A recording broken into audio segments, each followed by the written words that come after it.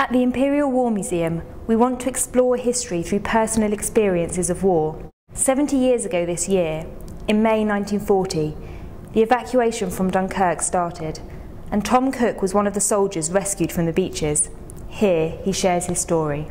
I'd been separated from my unit because being the quartermaster's clerk, I'd been left in charge of some stores, and the battalion moved out with I think a promise to come back for us, but unfortunately they didn't make it.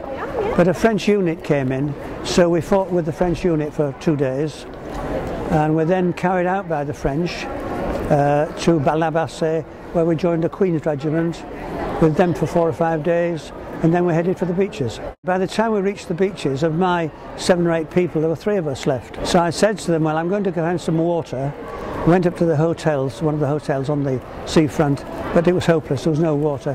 Went back and one of them had disappeared, so the 2 of us waded into the water when the second one disappeared, and I climbed onto a landing craft and was then put onto a Grimsby trawler. When I went out, I waded up to my waist. I was carrying battle equipment, of course, and a small pack on. The water was about up to my here, I think, and the ramp was there, so I climbed onto the ramp.